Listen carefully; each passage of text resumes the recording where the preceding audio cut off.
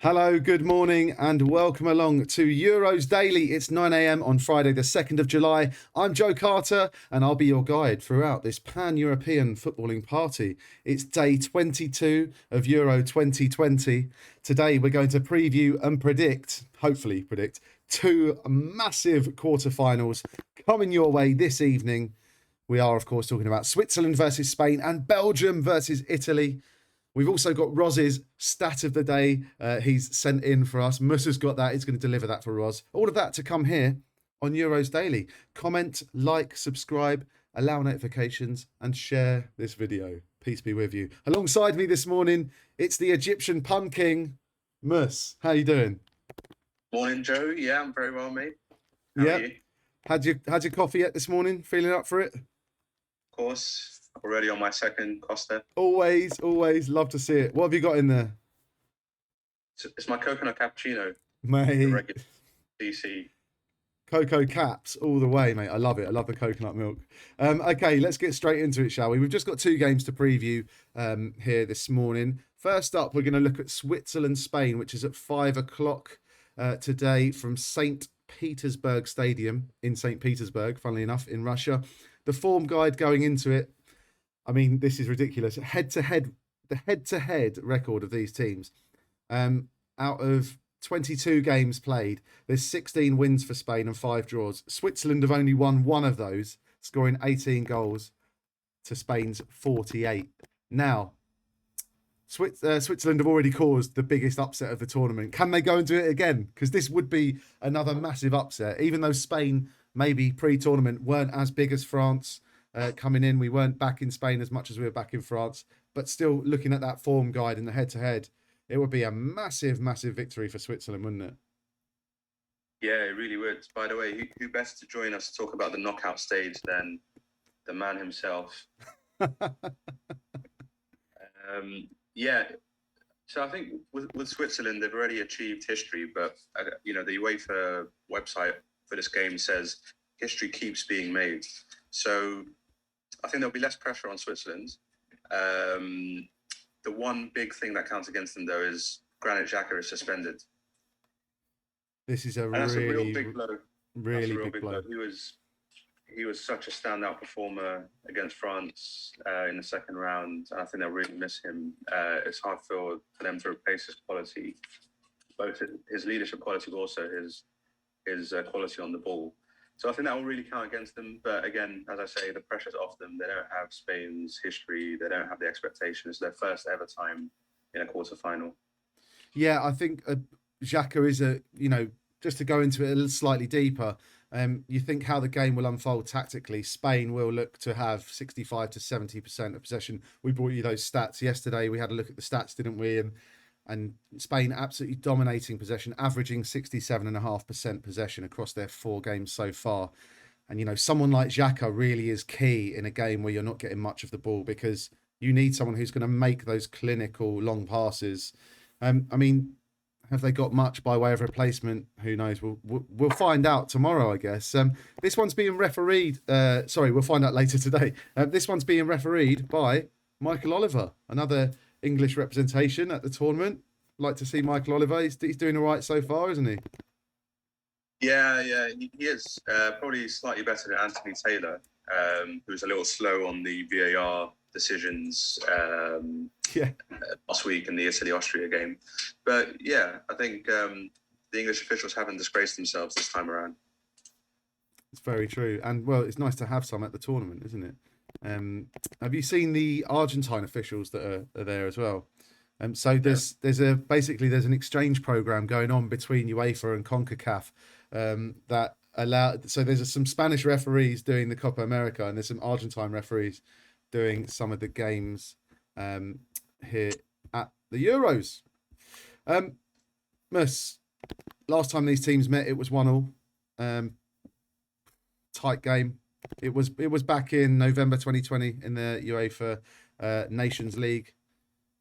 How do you see it going this way this time? Which way do you see it going this time? Scoreline, man of the match. Will it go to extra time? Instinctively yesterday when I asked you for instinctive predictions, you said Spain. Can Switzerland cause an upset again? What's your prediction? I think Spain will win it, maybe in extra time. I just think that playing that really draining 3-3 draw with France, taking its penalties, will really take it out of Switzerland.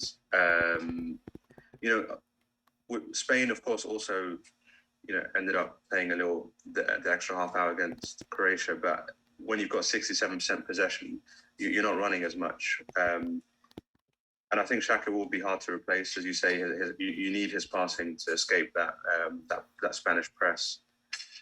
So I think they can try and dig in and be defensively solid, but ultimately I think Spain will break them down as they have with most teams they've faced this tournament. Yeah. So if I had to nail you down to a scoreline, Spain in extra time, what's the scoreline, and who's going to be the key player or key players in the game? I've been really impressed with the Spanish midfielders. Oyarzabal is one that you keep mentioning. Ferran Torres has also been really good. We've actually not seen that much of him in the Premier League, but he's been good as well. Sarabia, again, what part of that kind of cohort of wing backs that have impressed in this tournament. I hadn't seen much of him before the tournament. He's caught the eye, and I hope Morata keeps growing into the tournament, and hopefully he can, get on the score sheet.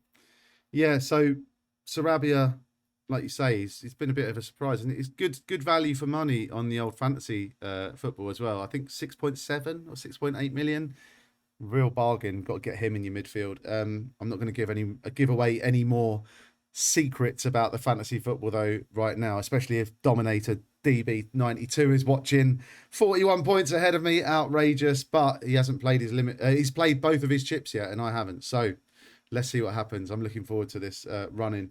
So Mus, you're saying Spain in extra time, and you think Torres and Sarabia are sort of key? Yeah.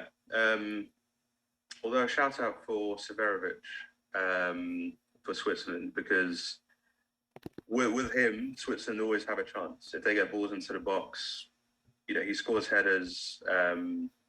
He makes good chances out of kind of mediocre balls. So with him, they've got a chance. I'll say maybe 2-1 in extra time for Spain. 2-1 in extra time, Spain. Okay, brilliant. Let's see what happens. I'm looking forward to this. Today's going to be a great day of football. And, as we've said before, the 5 o'clock one, it's an amuse-bouche, isn't it? 8 o'clock, main course. Let the fun begin. It's Belgium against Italy, two giants of the modern game, in the quarterfinals of Euro 2020 from the football arena in München. The head-to-head card goes like this. And obviously there's longer streaks here, but both teams have won their last 5 games. They're both in scintillating form. Italy have only conceded 1 in something like 9 or 10 games. The head-to-head looks like this. 14 wins for Italy, 4 draws and 4 wins for Belgium. 43 goals for Italy across those games and only 24 for Belgium. I mean, this could be... I don't know how to call this one, because the way Italy play now compared to their sort of traditional style, you feel like this could be a really open, high-scoring game. Because no one's really... I mean, one player has managed to break Italy's defence down during the tournament, but you think they haven't really been tested to the lengths of the likes of Lukaku, Hazard and De Bruyne coming at them. So, I mean, is it going to be open? Is it going to be cagey? What do you reckon? Well, I think it'll be relatively open. There are still doubts over Kevin De Bruyne's fitness. And I'd be interested to see whether Belgium continue the way that they played against Portugal in this game, because they were fairly passive in that second half and happy to let Portugal come onto them. Portugal had that ridiculous number of shots. That was 30-something shots. And Belgium showed that they're able to hang on to a game and kind of grind out a result. If they're missing De Bruyne, or if they're missing Eden Hazard or both, then I'd expect them to see less of the ball. The way Italy play, I think Italy will create chances, and I think Belgium might try and kind of spring a counter attack or hope for another moment of brilliance like the Torgan Hazard goal. Yeah, whilst De Bruyne and Eden Hazard are kind of, very important to the Belgium team, it's not like they're short of talent and depth in the squad to fill the boots. We very briefly saw Yannick Carrasco come in. Like you said, Torgan Hazard, Thomas Meunier can make a much more attacking influence on the game if need be. And, they've also got the likes of Dries Mertens, Michy Batshuayi, and, well, Benteke and Trossard are on there as well but this isn't a big game for them. They prefer the M23 derby. We know that. But they have attacking options, don't they, is what I'm saying. They do, but I just think there is a slight drop-off between the preferred lineup for Belgium, the preferred starting lineup for Belgium, and some of the replacements that can come in. And I think, if you need to bring in, Den Donker into midfield to replace, Witsel, which was the case at the start of the tournament, you really saw how plodding and workman the Belgian midfield then becomes.